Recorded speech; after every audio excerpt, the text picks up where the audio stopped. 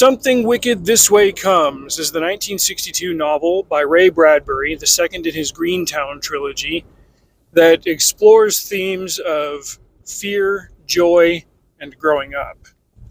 The main two characters are two teenagers named Charles Holloway and Jim Nightshade.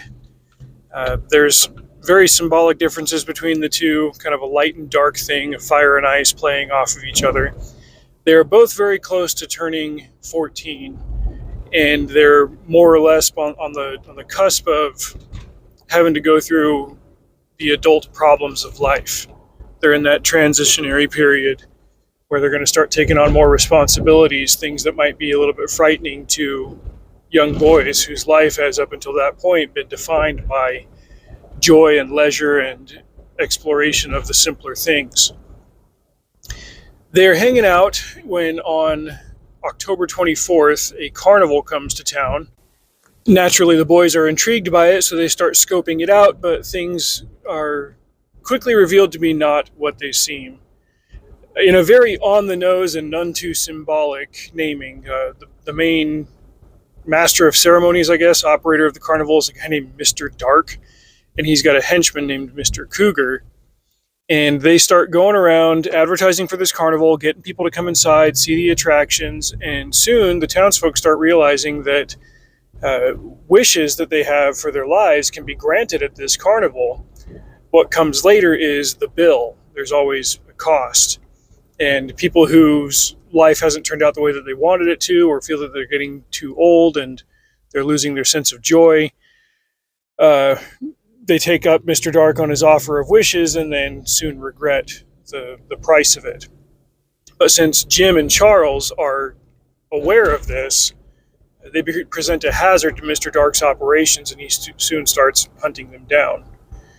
That's a very simple rundown of the plot of this story. The climax of it is focused on the stark contrast and the canceling out of joy and fear. As people get sucked into this carnival, some of them even lose their memories and become attractions in it.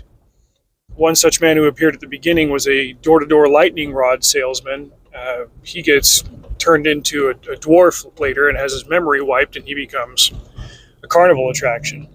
If that sounds familiar, you'll note that some of the short stories in the October Country are already dealing with similar elements and exploring similar themes. There was a dwarf, there was a hall of mirrors, there was a skeletal fixation, things like that. Ray Bradbury liked to play with and analyze the same thing over and over again in different stories. I suppose that's just a result of his habits and his writing style, the fact that he would just get up and write and chase an idea. And rather than do what a lot of writers do, where they would write something, erase it, write something similar, erase it, and start over until they had the version that was finalized, he would not be afraid to explore the same idea multiple times and come to different conclusions, or explore different ideas that come to the same conclusion. He started writing every single day when he was 12, and he never stopped. And sometimes you end up with results like this, where if you've read enough of his work, you see recurring themes and ideas.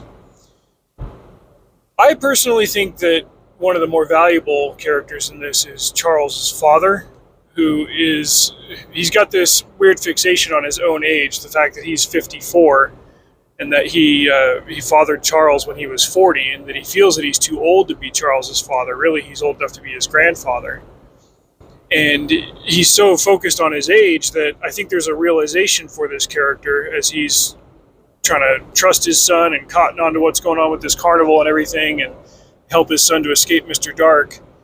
He starts to realize that he's the right man for the job to be Charles's father, and he's been kind of his own worst enemy with regard to discrediting himself for his age. Two of the October Country stories are focused on people who become so fearful and so fixated on their fears that their fears become manifest. And this same idea is explored in the other direction with Charles's father, who realizes that his fears are slowing him down. His fears becoming manifest are partially a result of his personal fixation on them. And when the rubber hits the road and it's time for him to be the hero and save his son at the end, he really needs to not only choose to ignore his fears, but choose to embrace the opposite. Now, in faith-based circles, we'll describe faith and fear as opposites, and that's true. There's also an angle where joy is an opposite of fear, choosing to be happy, which can be very difficult. Don't get me wrong. I'm not saying that it's so easy. Oh, happiness is a choice. It's like, a lot of times happiness can just be a result. Let's be legit here. But he makes the active choice to be joyful and to be happy and to counter the very prevalent and potent force of fear that Mr. Dark brings to this town with the deliberate choice of happiness, maybe even a little bit of childlike frivolity. I think that lends itself well to the idea of Something Wicked This Way Comes being the second book in the Greentown trilogy, because the first book is Dandelion Wine, which is a childlike exploration of the love of summer. The main character in that book is, I want to say 10 or 12 years old, and it's just him walking around in a Greentown summer, observing things and talking about how much he loves it all. Dandelion Wine is a bit of an anthology. There are some chapters that don't really focus on the main child characters. Again, Ray Bradbury explores ideas like immortality, reincarnation, the fact that people kind of live cyclical lives. There's even one of the chapters in that book where a man and a woman realize that they're in love with each other and that they are continually reborn, but they keep getting the time wrong.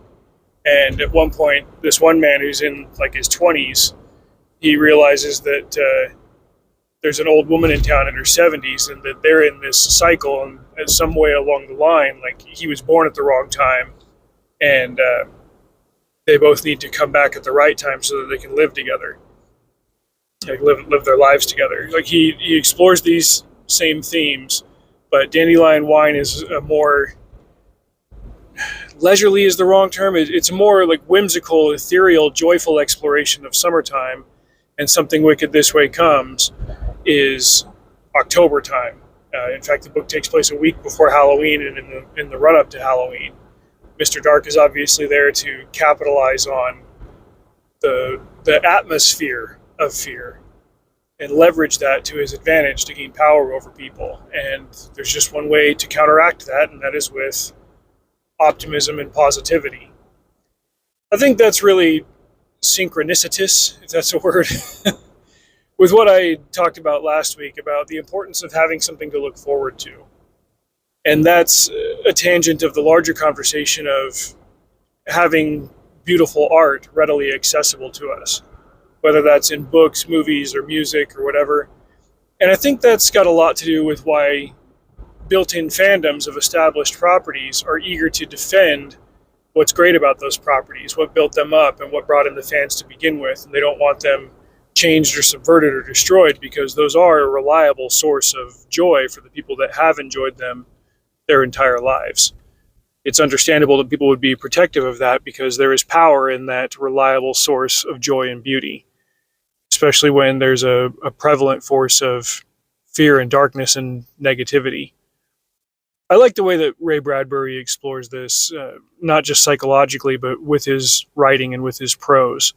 He was an unmatched and inimitable talent, and I'm grateful that he took on the challenge in his youth to live forever, because he did so through his works. He was in his 90s when he died, and it wasn't that long ago. I want to say it was in the last maybe decade or so. But this is why I keep coming back to his works, and even the ones that I don't enjoy all that much, I just like the insight into the man's mind and the man's process. And I love that he worked so hard to put so much out. If you've never read Something Wicked This Way Comes, it is a sublime October read. The first time I actually read the book, I had seen the movie, the 1983 movie, in school a few times.